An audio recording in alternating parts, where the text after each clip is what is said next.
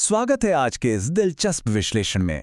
चलिए बिना किसी देरी के सीधे प्राचीन भारत के उन घने और खूबसूरत जंगलों की ओर चलते हैं जहां से एक बहुत ही गहरी और प्रतीकात्मक कहानी निकल कर आती है।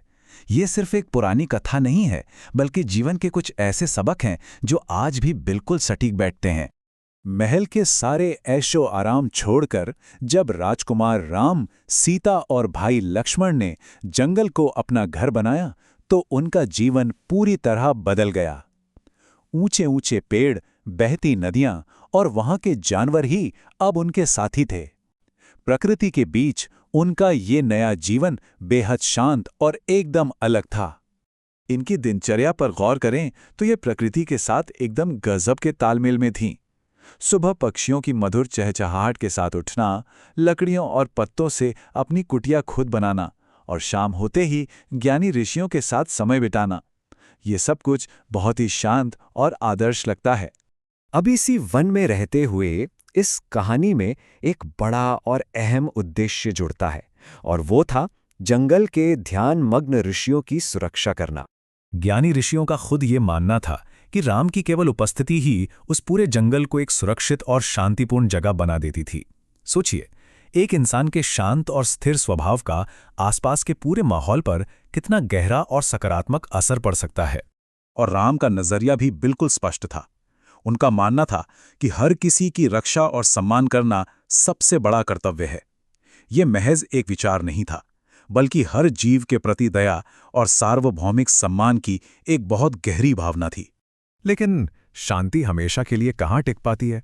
कुछ उपद्रवी तत्वों ने इस शांत माहौल में घुसपैठ कर दी और उन ध्यानमग्न ऋषियों को परेशान करना शुरू कर दिया। अब इस आदर्श वातावरण में ये एक ऐसी रुकावट थी जिसे तुरंत सुलझाना बहुत ही जरूरी हो गया था।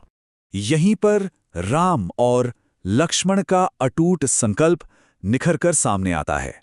उन्होंने तय कर लिया कि निर्दोषों की रक्षा करना ही हमेशा सही काम होता है, और जंगल के निवासियों को हर हाल में सुरक्षित रखने का ये साहसिक कदम उन्होंने बिना किसी हिचकिचाहट के उठाया। अब कहानी में एक जबरदस्त मोड़ आता है। इस शांत और सौम्य माहौल में एक रहस्यमयी चरित्र की एंट्री होती है, जिससे कथा की गति एकदम से तेज हो जाती है। ये चरित्र थी शूर्पणखा। कोई साधारण महिला नहीं, बल्कि रूप बदलने की अद्भुत जादुई शक्ति रखने वाली एक बेहद शक्तिशाली पात्र। उसका अचानक से आना और राम की शक्ति और सौम्यता को देखकर आश्चर्यचकित रह जाना कहानी को एक बिल्कुल नए रास्ते पर ले जाता है। और आते ही शूर्पणखा ने सीधे एक चंचल लेकिन बहुत ही अधिकारपूर्ण सवाल दाग दिया कि तुम कौन हो सुंदर राजकुमार, क्या तुम मुझसे शादी करोगे? अब जाहिर है इस अचानक आई मांग ने हमारे नायकों के सामने एक अजीब सी उलझन और तनाव पैदा कर दिया। तो ऐसे में एक आदर्श नायक कैसे प्रतिक्रिया देता है, ये देखना सच में बहुत ही दिलचस्प है। राम ने यहाँ अपना आपा बिल्कुल नहीं खोया। भड़कने या गुस्सा होने के बजाय उन्होंने बहुत ही शांति और विनम्रता से जवाब दिया कि वो पहले से ही सीता से विवाहित हैं। इतने तनाव के बीच भी ऐसा संतुलित और सौम्य व्यवहार उनके चरित्र की असली गहराई को दिखाता है। लेकिन जैसा कि हम अंदाजा लगा सकते हैं, बात यहीं खत्म नहीं हुई। इस सौम्य इनकार के बाद स्थिति बहुत तेजी से बिगड़ने लगी और तनाव अपने चरम की ओर बढ़ने लगा। शूर्पणखा इस इनकार को पचा नहीं पाई। उसका गुस्सा सातवें आसमान पर पहुंच गया और उसने अपना आपा खोकर सीधे निर्दोष सीता को ही डराने और नुकसान पहुंचाने की कोशिश शुरू कर दी। और ठीक इसी पल लक्ष्मण तुरंत एक्शन में आते हैं। उनकी दृढ़ आवाज गूंजती है कि किसी को भी नुकसान पहुंचाने की इजाजत नहीं है। रक्षा करने के अपने वचन को निभाते हुए वो बिना एक भी पल गवाए सामने आ खड़े हुए। यहाँ सबसे कमाल की बात यह है कि ये टकराव बहुत ही प्रतीकात्मक तरीके से सुलझाया गया। किसी हिंसक लड़ाई के बजाय लक्ष्मण ने एक मजबूत जादुई अवरोध का इस्तेमाल किया। ये दिखाता है कि बिना आक्रामकता के भी बहुत ही कड़ा सबक सिखाया जा सकता है। इस घटना के बाद वो तनाव भरा पल आखिरकार बीत गया। टकराव पूरी तरह से सुलझ गया और जंगल में एक बार फिर से वही पुरानी सुकून भरी शांति लौट आई। इतनी बड़ी घटना के बाद भी राम, सीता और लक्ष्मण अपने रास्ते से भटके नहीं। वे बिना किसी कड़वाहट के अपनी यात्रा पर आगे बढ़ गए। उनका पूरा ध्यान अभी भी सिर्फ और सिर्फ दूसरों की भलाई करने और हर जगह दयालुता फैलाने पर ही लगा हुआ था। अगर इस पूरी चर्चा से हम कुछ अहम बातें निकालें तो वो बहुत ही साफ हैं।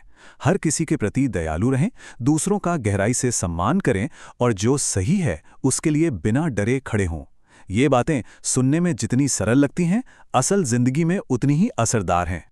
और सच कहा जाए तो इस पूरे विश्लेषण का सार बस इसी एक बात में सिमट जाता है कि दया और साहस मिलकर इस दुनिया को सच में एक बहुत ही बेहतर जगह बनाते हैं।